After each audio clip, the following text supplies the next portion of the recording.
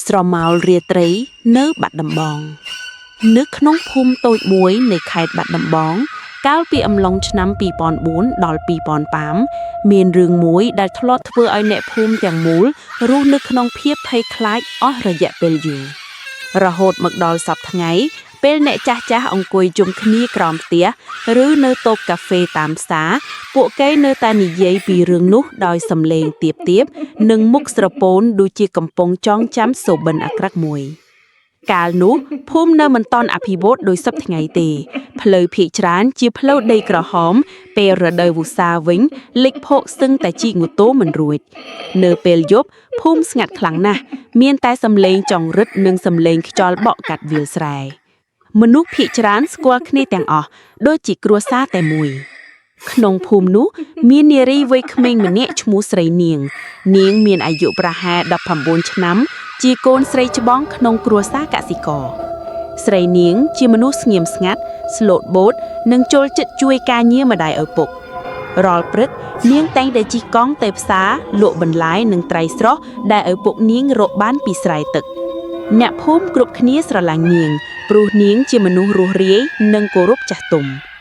ថ្ងៃមួយនៅពេលមេឃជិតងងឹតស្រីនាងបានចេញពីផ្សារយឺតជាងធម្មតាម្ដាយនាងបានប្រាប់ឲ្យនាងឆាប់ត្រឡប់មកផ្ទះព្រោះពេលនោះភូមិកំពុងមានពាក្យចចាមអារាមថាមានមនុស្សអាក្រក់ម្នាក់តែងតែដើរលេងពេលយប់តែស្រីនាងមិនបានគិតអ្វីច្រើនទេព្រោះផ្លូវដែលនាងធ្វើដំណើររាល់ថ្ងៃគឺជាផ្លូវដែលនាងស្គាល់ច្បាស់យប់នោះខ្យល់បក់ខ្លាំងណាស់មេឃគ្មានពន្លឺព្រះច័ន្ទឡើយអ្នកភូមិខ្លះបានឮសំឡេងឆ្កែព្រុសខ្លាំងពីជាយភូមិប៉ុន្តែគ្មាននរណាចេញទៅមើលទេព្រោះគ្រប់គ្នាគិតថាប្រហែលជាឆ្កែឃើញសត្វព្រៃលុះដល់ម៉ោងជិតកណ្ដាលអាធ្រាត្រម្ដាយរបស់ស្រីនាងចាប់ផ្ដើមបារម្ភព្រោះកូនស្រីមិនទាន់ត្រឡប់មកផ្ទះឪពុកនាងបានយកពិលហើយអ្នកជិតខាងមួយចំនួនឲ្យជួយដើររកពួកគេដើរតាមផ្លូវដីក្រហមដែលនាងតែងតែជិះកាត់ខ្យល់ត្រជាក់បក់មកធ្វើឲ្យគ្រប់គ្នាមានអារម្មណ៍មិនស្រួលនៅជិតព្រៃឫស្សីមួយកង់របស់ស្រីនាងត្រូវបានគេប្រទះឃើញដួលនៅក្បែរផ្លូវកន្ត្រាក់បន្លែរបស់នាងធ្លាក់រាយប៉ាយពេញដីពេលនោះបេះដូងរបស់ម្ដាយនាងស្ទើរតែឈប់ដើរអ្នកភូមិចាប់ផ្ដើមស្វែងរកកាន់តែខ្លាំងប៉ុន្តែយប់ងងឹតពេកហើយគ្មាននរណាហ៊ានចូលជ្រៅទៅក្នុងព្រៃទេពួកគេបានសម្រេចចិត្តរំចាំដល់ភ្លឺព្រឹកថ្ងៃបន្ទាប់ភូមិទាំងមូលផ្ទុះការភ្ញាក់ផ្អើលមនុស្សរាប់សិបនាក់បាននាំគ្នាទៅរកស្រីនាងនៅចុងក្រោយពួកគេបានប្រទះឃើញនាងនៅក្បែរព្រៃក្នុងស្ថានភាពដែលធ្វើឲ្យគ្រប់គ្នាស្ងប់មាត់ម្ដាយនាងស្រែកយំរហូតសន្លប់ខណៈឪពុកនាងអង្គុយស្ងៀមមិននិយាយមួយម៉ាត់ដំណឹងបានរារាលយ៉ាងលឿនមនុស្សពីភូមិជិតខាងក៏នាំគ្នាទៅមើលភាពខឹងសម្បាររបស់អ្នកភូមិកើនឡើងយ៉ាងខ្លាំង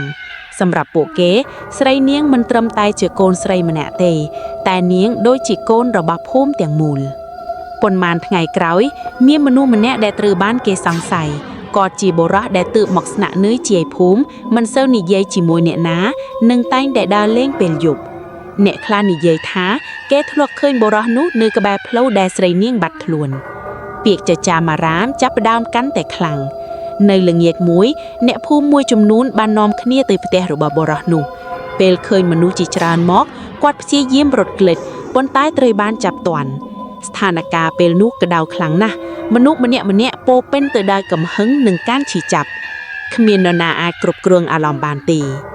អ្នកចាស់មួយចំនួននៅក្នុងភូមិបានព្យាយាមឃាត់កុំឲ្យមានអំពើហិង្សាពួកគេនិយាយថាទោះជាជនល្មើសពិតមែនក៏គួរឲ្យច្បាប់ជាអ្នកដោះស្រាយប៉ុន្តែពេលនោះកំហឹងរបស់មនុស្សបានលើសហេតុផលទៅហើយយប់នោះភូមិទាំងមូលគ្មាននរណាដេកលក់ឡៃសំឡេងស្រែកនិងភាពចលាចលបានបន្តរហូតដល់ពាក់កណ្ដាលយប់ព្រឹកថ្ងៃបន្ទាប់មានតែភាពស្ងប់ស្ងាត់គួរឲ្យខ្លាចមនុស្សជាច្រើនមិនហ៊ាននិយាយពីអ្វីដែលបានកើតឡើងមានតែការខ្សឹបខ្សៀវពីមាត់មួយទៅមាត់មួយបន្ទាប់ពីហេតុការណ៍នោះភូមិមិនដូចមុនទៀតទេពេលយប់មនុស្សមិនសូវហ៊ានចេញក្រៅឪពុកម្ដាយភ័យច្រើនតែងតែឲ្យកូនត្រឡប់ផ្ទះមុនថ្ងៃលិចសូម្បីតែអ្នកធំក៏នៅតែមានអារម្មណ៍ភ័យពេលដើរកាត់ផ្លូវជាយព្រៃចំណែកគ្រួសាររបស់ស្រីនាងវិញបានរស់នៅក្នុងភាពសោកសៅអស់រយៈពេលយូរម្ដាយនាងឈប់ទៅផ្សារឪពុកនាងក៏មិនសូវនិយាយជាមួយអ្នកណាផ្ទះដែលធ្លាប់មានសំឡេងសើចក្លាយជាផ្ទះស្ងប់ជ្រាបទុក จีจรานชนามกร้อยแนะภูมิทำไมหนึ่งเก่งเขมงทำไมได้การเหมือนตอนแหดกาตายจะสู้แนะจ้าท้าตาเรื่องนู้เปิดแมนหรือแนะคลานิเยท้าพวกใกล้ในจำบานฉบับโดยเติบกาดมาเสือมันแนะคลาเวิงนุ้งมันจ้องนิเยปีเวียเทโปรเวียจีอเตตากาดอชื่อจับเมียนจ้าม้วยชมัวตาผลได้แต่งแต่องกวยเพิกเตกรามดำสวายหมกเทะรอเป็นเกงคิเมงสัวปีเรืองนุก็แต่งแต่ดอกดังหามแว้งหนึ่งนิเยทากำหังอาเทอไอมนุบัดบ้องสเตะทั้งไงนุมันแม่นแต่กลัวซามวยได้ชื่อจับเตแต่ภูมิเตียงมูลก็ร้องระบุเพลวเจ็ดด้วยขมีเปียระบาตาพ้นเทอไอมนุจิจรานสงบสงัดปรูตัวจีจุนละเมอบานตัวกระดอยก็ขมีนเอาไว้อายน้อมใส่เนียงตรลอบหมอกเวงบานลายให้เอาไว้ได้กายลางหน่อยทั้งไงนุก็บ้านบรรซอลสนามระบุอีกขนงเจ็ดแหนพุ่มระโหดหมกดอกสับทั้งไงเป็นเวลี่บ้านกำลองพอตเตอร์เจียงมาไพชนำเพลยใดกระหอมบ้านคล้ายจีเพลยกระสู่ภูมิมีนเพลื้องอากิสนีหนึ่งห้างจีจรานบนแต่สำหรับเนจ้ามาดองหน้าได้มีนเพลียงเถลี่ยเนื้อเปลยบหนึ่งจอดบอกตามวิวแสพวกใกล้เนื้อแต่เนื้อเคินยบดอกขม้างเงิดหนุ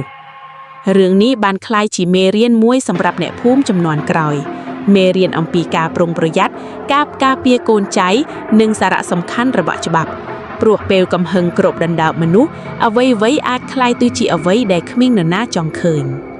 เฮาระโหดหมกดอทั้งไงนี้เป็นนามีเนี่ยนานิเยปีเรื่องเนื้อบัดดำบ้องกาวชนำปีปอนโบนดอลปีปอนปลามนุษย์จ้ามวยจำนวนเนยแต่สงบมอดมวยสันตุกมนหนึ่งนิเยทาเรื่องคละสดับโดยเรื่องเปล่งเจแต่สำหรับเนได้ถนับเคินปตอลวิจิอนุสาวรีย์ได้มันอ้ายบำเพล็กบานเลย